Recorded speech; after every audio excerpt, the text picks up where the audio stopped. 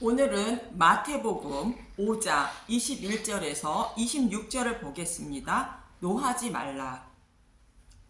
예수님이 율법을 폐하러 오신 것이 아니라 완전하게 하시기 위하여 오셨다는 말씀에 대하여 알아보았는데, 율법을 폐하지 못한다는 것은 율법으로 죄인임을 깨닫고 그리스도께 인도함을 받아 믿음으로 의롭다 여김을 받아야 하기 때문에 예수님의 재림의 때까지 폐하지 않는다는 것입니다. 율법을 완전하게 하려 함이라는 것은 사람은 육신이 연약하여 율법을 온전히 지키지 못하기 때문에 예수님이 육신의 몸을 입고 오셔서 그들의 죄를 지고 대속하여 그를 믿는 자들에게 율법을 온전히 지킨 자로 여겨주시기 위하여 오셨다는 뜻입니다. 그런데 서기관과 바리새인들은 시내산에서 모세를 통하여 받은 율법을 온전히 지켰다고 의롭다 생각하며 살고 또 가르치고 있기 때문에 19절에 예수님이 이렇게 말씀하시는 것입니다. 율법을 하나라도 지키지 못하고 가르치는 자는 천국에 들어가지 못하고 율법을 모두 행하며 가르치는 자는 천국에 들어간다고 말씀하십니다. 이어서 예수님은 서기관과 바리새인의 의보다 더 낫지 않으면 결코 천국에 들어가지 못한다고 20절에 말씀하십니다. 그리고 율법을 다 지켜 의롭다 생각하고 있는 서기관과 바리새인들에게 계명의 뜻을 잘못 이해하고 다 지켰다고 생각하는 것들을 설명하기 시작하십니다. 계명의 뜻은 이것인데 너희들이 율법을 온전히 지켜 의롭다 생각하고 있느냐 하며 사람은 율법을 온전히 지키지 못하는 이유를 설명해 주고 있는 것입니다. 그래서 예수님이 육신의 몸을 입고 오셔서 대속제물이 되셔서 율법을 완전하게 하셔야만 하는 이유를 본문부터 설명하고 있는 것입니다. 본문 21절을 보겠습니다. 마태복음 5장 21절 노하지 말라. 옛 사람에게 말한 바 살인하지 말라. 누구든지 살인하면 심판을 받게 되리라 하였다는 것을 너희가 들었으나 시내산에서 모세를 통하여 받은 십계명 중에 여섯 번째 계명을 말합니다.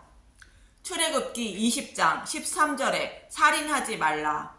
너희는 모세를 통하여 받은 계명 중에 살인하지 말라는 말을 들었는데 내가 다시 설명해 주면 이런 것인데 다 지켰다고 생각하니 하고 말씀하시는 것입니다.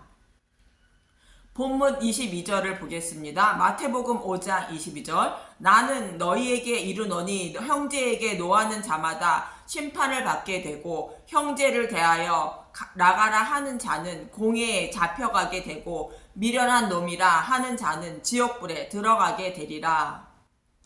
형제에게 화를 내거나 어리석다고 하거나 미련하다고 하면 살인자와 동일하게 하나님을 심판하신다는 것입니다.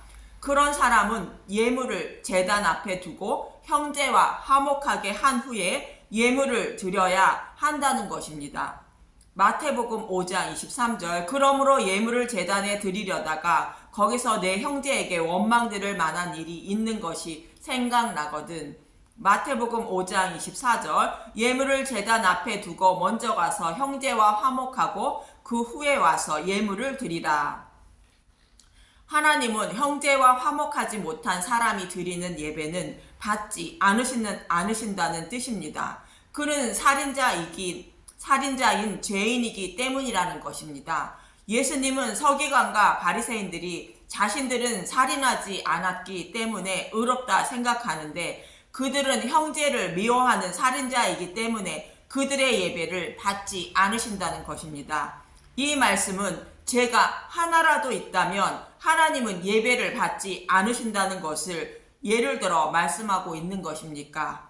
왜 그럴까요? 왜 하나님은 죄인들의 예배를 받지 않으실까요? 이사야서 59장 1절에서 2절을 보겠습니다. 이사야서 59장 1절 선지자가 백성의 죄악을 규탄하다.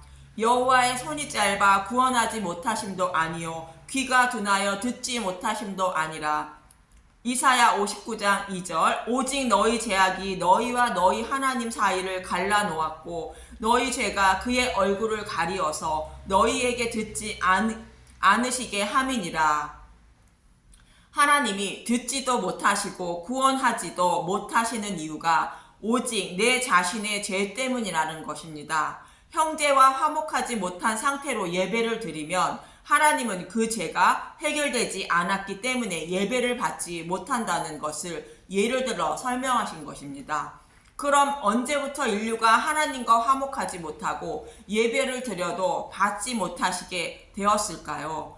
아담과 하와의 죄로 인하여 하나님과 모든 인류 사이에 벽이 생긴 것입니다. 그래서 하나님은 그 죄가 해결받지 못한 자가 드리는 예배는 받지 않는 것이며 그 죄가 해결받은 자의 예배만 받으시는 것입니다. 그 좋은 예가 가인과 아벨의 제사입니다. 가인과 아벨은 모두 동일한 마음으로 제물을 드렸지만 가인은 죄가 해결받지 못하는 땅의 소산물로 드렸고 아벨은 죄를 해결받는 양의 첫 새끼와 기름을 드림으로 죄가 해결되어 예배를 받으신 것입니다. 이렇게 하나님과의 관계가 벽이 생긴 것을 모형으로 보여준 사건이 아담과 하와의 추방 사건입니다. 창세기 3장 24절 보겠습니다. 이같이 하나님이 그 사람을 쫓아내시고 에덴 동산 동쪽에 그룹들과 두루 도는 불칼을 두어 생명나무의 길을 지키게 하시니라. 이때부터 하나님과 아담과 하와의 그의 후손들을 구원하고 싶어도 구원하지 못하고 하나님의 이름을 불러도 듣지 못하시게 된 것입니다. 이 모습과 동일한 모습을 표현하고 있는 것이 성막의 지성소와 성소를 가로막고 있는 휘장의 모습으로 잘 표현해주고 있습니다. 하나님 백성과 하나님과의 관계가 벽으로 막혀 있는 모습을 모형으로 보여주고 있는 것입니다. 성막의 휘장의 모습은 말하면 들릴 것 같은 모습이지만 하나님과의 관계가 막혀 전혀 듣지 못하고 구원도 못하심을 잘 표현하고 있는 것이 휘장으로 막힌 모습입니다. 이렇게 막힌 하나님과의 관계를 열어주신 제사는 속죄제로 제물의 피를 휘장 앞에 7번 뿌리게 됩니다. 레위기 4장 17절 보겠습니다. 그 제사장이 손가락으로 그 피를 찍어 여호와 앞 휘장 앞에 7번 뿌릴 것이며 지성소와 성소를 가로막고 있는 휘장 앞에 7번 뿌리라는 것은 휘장이 누군가의 죽음을 통하여 열린다는 것을 말하고 있는 것으로 히브리서 기자는 이렇게 말합니다. 히브리서 10장 19절 소망을 굳게 잡으라. 그러므로 형제들아 우리가 예수의 피를 힘입어 성소에 들어갈 잠력을 얻었나니 히브리서 10장 20절 그 길은 우리를 위하여 휘장 가운데로 열어놓으신 새로운 살 길이요 휘장은 곧 그의 육체니라. 휘장이 곧 예수님의 몸이라는 것으로 예수님이 죽으심으로 휘장이 완전하게 열렸다는 것입니다. 그래서 휘장 앞에 제물의 피를 7번 뿌리는 것으로 7번 완전수로 완전하게 열렸다는 뜻인 것입니다. 예수님이 십자가에서 죽으실 때 성소의 휘장이 위로부터 아래까지 찢어져 둘이 되었다고 마태복음 27장 50절에서 51절은 이렇게 말합니다. 이렇게 예수님이 대속의 죽으심으로 휘장이 완전하게 열려서 대속받은 백성과 하나님 사이의 벽이 없어지고 화목하게 되어 예배를 받으시고 구원을 받게 되는 것이며 하나님을 아버지라 부를 수 있게 된 것입니다. 그래서 형제와 화목하지 못하면 다시 말해 율법을 온전히 지키지 못한다면 하나님이 예배를 받지 못하시지만 내 죄를 대속해 주신 예수님을 통하여 저와 여러분의 예배와 찬양과 기도를 하나님이 받으시게 되는 것입니다. 본문 25절에서 26절을 보겠습니다. 마태복음 5장 25절 너를 고발하는 자와 함께 길이 있을 때에 급히 사화하라. 그 고발하는 자가 너를 재판관에게 내어주고 재판관이 우리에게 내어주어 옥에 가둘까 염려하라. 마태복음 5장 26절 진실로 내게 이르노니 내가 한 푼이라도 남김없이 다 갚기 전에는 결코 거기서 나오지 못하리라.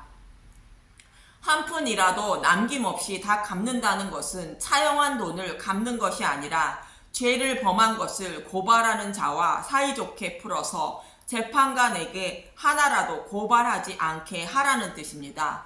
또 고발하는 자와 함께 길이 있다는 것은 나를 고발하는 사람과 같이 법정으로 가고 있다는 뜻입니다. 세상 사람들이 알든 모르든 저와 여러분을 포함한 모든 인류는 하나님의 심판대로 향하는 길을 걷고 있다는 것을 알고 있을 것입니다. 예수님은 모든 인류가 그 길을 걷고 있다는 것을 말씀하시며 너희가 범한 죄를 인생을 살아가는 동안에 하나님께 고발하지 않도록 해야 한다고 말씀하시는 것입니다. 그럼 나를 고발하기 위하여 나와 함께 하나님의 심판대로 가고 있는 자가 누구일까? 요한복음 5장 45절 내가 너희를 아버지께 고발할까 생각하지 말라. 너희를 고발하는 이가 있으니 곧 너희가 바라는 자 모세니라. 저와 여러분과 함께 동행하고 있는 고발자는 모세라고 예수님은 말씀하십니다. 모세는 율법을 상징하는 인물로 율법은 죄를 고발하는 역할을 합니다. 하나님이 주신 율법이 나와 동행하며 죄를 범하는지 보고 있다가 범한 죄를 하나님의 심판대에서 고발한다는 것입니다. 저와 여러분의 재판장이신 하나님께 고발하는 모습을 보여주고 있는 모습입니다. 스가랴 3장 1절을 보겠습니다. 스가랴 3장 1절 여호와의 천사 앞에 선 여호수아 대제사장 여호수아는 여호와의 천사 앞에 섰고 사탄은 그의 오른쪽에 서서 그를 대적하는 것을 여호와께서 내게 보이시니라. 예수님이 사단의 머리를 밟으시고 부활 승리하시기 전에는 사단이 하나님 우편에 서서 하나님 백성의 죄를 고발하고 있었습니다. 그러나 지금은 예수님이 십자가에서 사단의 머리를 밟고 부활 승리하시고 하나님 우편에 앉으심으로 사단은 쫓겨났고 모든 무릎이 예수님 앞에 꿇게 되었고 모든 ip이 심판대 앞에 심판대에서 죄를 짓고 하게 된다고 말합니다.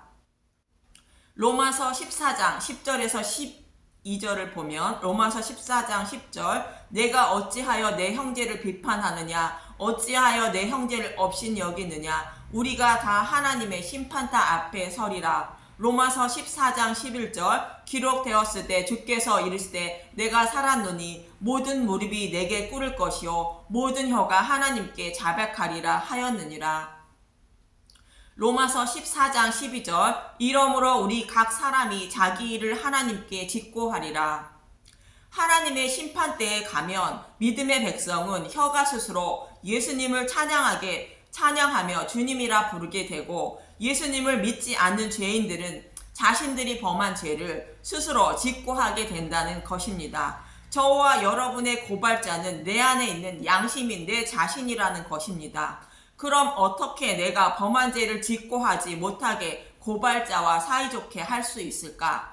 스가랴 3장 1절에 사탄이 하나님 백성의 죄를 고발하고 있었지만 하나님은 이스라엘 백성의 죄를 사해 주시고 의로운 백성이로 삼아 주시는 모습을 말해주고 있는데 스가랴 1장에서 3장에서 그 방법을 잘 설명해 주고 있습니다. 스가랴 1장 11절은 화석류의 나무 사이에 선 여호와의 천사가 있다고 합니다. 떨기나무 불이 붙었으나 불이 꺼지지 않는 것처럼 불이 타고 있으나 타지 않는 나무라는 의미로 바벨론 포로로 끌려가 불로 연단 중에 있는 이스라엘 백성을 말하는 것으로 그 사이 천사가 있다는 것입니다. 이 모습이 다니엘의 세 친구가 불 속에 던져진 모습을 연상케 합니다. 그리고 포로 생활의 기간이 이제 끝났으니 백성을 포로로 잡아간 자들을 하나님이 심판하시는데 그들을 심판할 자로 4개의 뿔을 떨어뜨릴 망치를 든 대장장이를 보내신다는 것입니다. 여기서 대장장이는 예수님을 말합니다. 스가랴 1장 18절에서 21절입니다. 대장장이는 풀무불에 달구어진 새를 망치로 두드려 원하는 도구를 만드는 사람으로 망치로 4뿔을 쳐서 떨어뜨린다는 것입니다. 그리고 그 대장장이는 그들을 물리치시고 자신의 백성을 불로 둘러싼 성곽으로 보호하신다는 것입니다. 스가랴 2장 5절 여호와의 말씀에 내가 불로 둘러싼 성곽이 되며 그 가운데에서 영광이 되리라. 이 말씀은 불 속에 던져진 다니엘의 세 친구를 하나님이 보호하신 것처럼 그렇게 보호하신다는 의미입니다. 바벨론 포로에 끌려가 불로 연단을 받고 있는 이스라엘 백성을 대신하여 예수님이 대신 불로 심판을 받으시고 자신의 백성을 불에서 꺼내서 보호하신다는 것입니다. 예수님이 십자가에서 죽으시고 부활하심으로 자신의 백성을 율법을 다 지킨 자로 여겨주신다는 모형입니다. 나의 고발자가 하나님의 심판대에서 고발해도 고발한 죄값을 이미 다 치른 자로 여겨주신다는 것입니다. 고발해도 소용이 없다는 것입니다. 그래서 스가랴 2장 7절에는 바벨론 성에 거주하는 내 백성아 불로 둘러싼 성곽으로 피하라 말씀하고 있는 것입니다. 스가랴 2장 7절 바벨론 성에 거주하는 시온아 이제 너는 피할지니라. 이렇게 불로 둘러싼 성곽인 예수님께 피한 자들을 하나님이 어떻게 하신다는 것일까? 스가랴 3장 2절에서 5절을 보겠습니다. 스가랴 3장 2절 여호와께서 사탄에게 이르시되 사탄아 여호와께서 너를 책망하노라. 예루살렘을 택한 여호와께서 너를 책망하노라. 이는 불에서 꺼낸 그슬린 나무가 아니냐 하실 때에 불이 타고 있으나 타지 않는 불에 그슬린 나무는 바벨론 포로에 끌려가 불로 연단을 받고 있는 이스라엘 백성을 말하는 것으로 하나님이 택한 백성인 저와 여러분을 말합니다. 스가랴 3장 3절 여호수아가 더러운 옷을 입고 천사 앞에 서 있는지라. 여호수아는 하나님 백성을 대표하는 인물로 대제사장을 말합니다. 스가랴 3장 4절 여호와께서 자기 앞에 선 자들에게 명령하사 그 더러운 옷을 벗기라 하시고 또 여호수아에게 이르시되 내가 내 죄악을 제거하여 버렸으니 내게 아름다운 옷을 입히리라 하시기로. 스가랴 3장 5절 내가 말하되 정결한 관을 그의 머리에 씌우소서 하매 곧 정결한 관을 그 머리에 씌우며 옷을 입히고 여호와의 천사는 곁에 섰더라. 죄 때문에 바벨론 포로로 끌려가서 불로 연단을 받고 왔지만 이제 노역의 때가 죄값을 다 받았다는 끝이 나고 의로운 백성이 되었다는 것입니다. 저와 여러분을 죄인이 아니라 죄가 없는 죄의 값을 다 받은 하나님의 의로운 백성으로 여겨주신다는 것입니다. 이 모습처럼 죄인을 죄 없는 백성으로 만들어 주시기 위하여 예수님을 반드시 보내주시고 성령님을 보내주셔서 평안히 살게 하시겠다고 스가랴 3장 8절에서 10절을 말합니다. 스가랴 3장 8절 대제사장 여호수아야 너와 내 앞에 앉은 내 동료들은 내 말을 들을 것이니라. 이들은 예표의 사람들이라. 내가 내 종 싹을 나게 하리라. 약속대로 예수님을 보내주신다는 것입니다. 스가랴 3장 9절 만군의 여호와가 말하노라. 내가 너 여호수아 앞에 세운 돌을 보라. 한 돌에 7눈이 있느니라. 내가 거기에 새길 것을 새기며 이 땅의 죄악을 하루에 제거하리라. 스가랴 3장 10절 만군의 여호와가 말하노라. 그날에 너희가 각각 포도나무와 무화과 나무 아래로 서로 초대하리라 하셨느니라. 내 종인 예수님을 보내주셔서 죄악을 하루에 제거해 주신다는 것이며 7눈은 계시록 5장 6절에 하나님의 7영으로 성령님을 말합니다. 각각 포도나무와 무화과 나무 아래에는 솔로몬 때와 같이 전쟁이 그치고 평안히 사는 모습을 말하는 것으로 예수님은 이 일을 하시기 위하여 오셨다고 말씀하고 있습니다. 그 날에는 전쟁이 영원히 그치고 평안히 살 수 있는 나라로 서로 초대하게 된다는 것입니다. 솔로몬 때에 전쟁이 그치고 각각 포도나무와 무화과 나무 아래에서 평안히 살았던 것처럼 영원히 전쟁이 그치고 평안히 살게 만들어 주신다는 것입니다. 그래서 다윗은 여호와께 입맞추는 자가 복이 있다고 말하는 것입니다. 시편 2장 12절 그의 아들에게 입맞추라. 그렇지 아니하면 진노하심으로 너희가 길에서 망하리니 그의 진노가 급하심이라. 여호와께 피하는 모든 사람은 다 복이 있도다. 이렇게 여호와께 피한 자는 고발자가 죄를 아무리 고발을 해도 심판을 받지 않는다고 사도 바울이 이렇게 외칩니다. 고린도전서 15장 55절 사망아 너의 승리가 어디 있느냐 사망아 내가 쏘는 것이 어디 있느냐.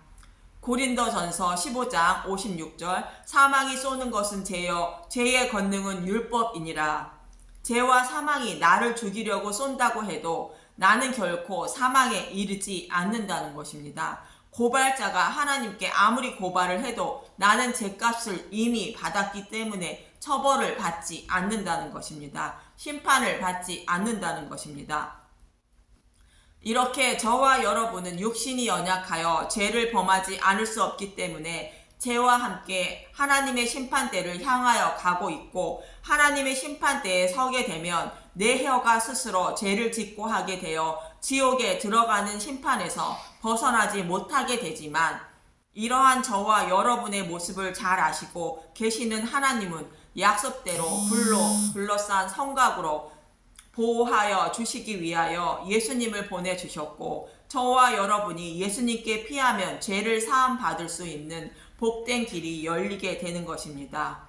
이 방송을 듣는 모든 분들이 복된 길인 예수님께 반드시 피하셔서 하나님의 심판대에서 예수님을 주님이라 부르고 예수님을 찬양하는 분들이 다 되시길 간절히 소망하고 기도합니다. 감사합니다.